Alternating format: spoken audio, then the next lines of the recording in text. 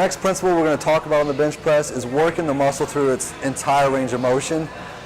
What you see a lot of times in the gym, you'll see guys that come to the bench press and they only work the mid-range where they're the strongest.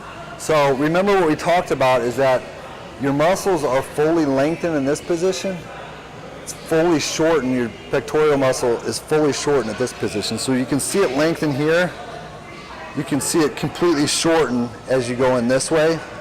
And when you work the mid-range of the rep, that means you're only going to work the middle of the fibers. You're not going to be able to get contraction with its fully lengthened position to its fully shortened position. So you're missing out on a lot of the different muscle fibers that could be worked by just doing the half range. Now Jesse's going to show us what that looks like working at the mid-range of the motion where most people are strongest and it's easiest. So let's go ahead and do this. Jesse's going to be hurting by the end of the night because we'll make him do all these reps. But he's not scared. So as you can see, he's only got about 3 inches there. He's probably working only a small percentage of his pecs right there. Okay, now let's go ahead and rack it. So now you can see what we want is we want Jesse to actually extend all the way here at its fully lengthened position where you're about 1 inch away from your chest, and then all the way up to a fully extended, fully lengthened position. That's going to maximize us be able to recruit as much muscle fibers as we can. So let's go ahead and do it, Jesse.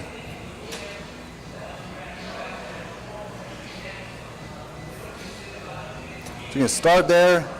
He's going to go down nice and slow with a constant tempo. He's going to stop, contract the muscle, initiate the muscle movement first. He's going to go right back down. So he's going all the way down to the bottom, extending all the way to the top. And that's working the muscle through its full range of motion. So now I just have my main man Jesse stand up. And, oh yeah, real quick, disclaimer, this guy's a really good looking dude, but he's taken. So sorry, ladies. Sure. But we're going to go over the 5th principle, which is stimulating the muscles through the extremities of the strength curve. What that means is that in any type of set or rep that you do, there's a strength curve. It's kind of like a typical bell curve. At your strongest, your weakest at the extremes, and then you get strong in the middle, and then you get weak again. So in this case, when you're doing a bench press, as the weight decelerates down towards the bench, you're actually the load gets heavier and it's harder at that range, and when you get up to the top, it gets easier. So what we want to do is actually stimulate the muscle at the extremes so you can maximally recruit the chest muscle. Now, what that means is sometimes you'll have to add additional sets to get it to recruit the muscle in its fully shortened position as well as the lengthened position. So actually the bench press is not the most optimal to be able to get into the fully shortened position. Something like a butterfly, even a dumbbell press does a little bit better job than the barbell press. But for the sake of what we're talking about is we'll just look at, remember, we'll just use Jesse's arm. Your chest muscles run horizontally. So as you move the arm out this way, the muscles lengthen horizontally as well. And then as he comes in, the muscles shorten and contract. So that's why a butterfly helps you get it into the fully shortened position, and combining the 2 sets will actually help you put tension on the muscles and stimulate it at its extreme range of motion. So, like I said, sometimes you can't always incorporate that in one single set.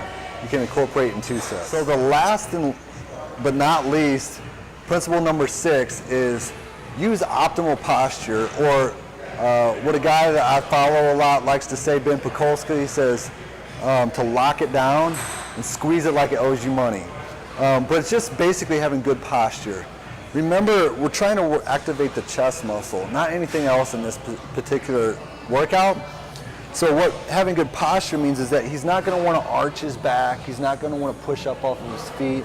He's not going to want to use any of that. All we want to do is, if we know this is the only thing moving, we know the chest is the only thing that's being activated. Again, we're not dispersing the tension to different muscles.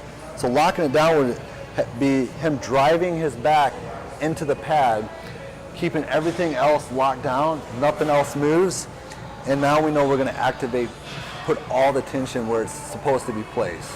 So you combine all them 6 principles, you're going to optimize your muscle growth, you're going to get way better results in the gym, you're going to look better, and ultimately you're going to live out a better life, a healthier life, because you're actually getting leaner, losing body fat, helping all them other metabolic biomarkers get better.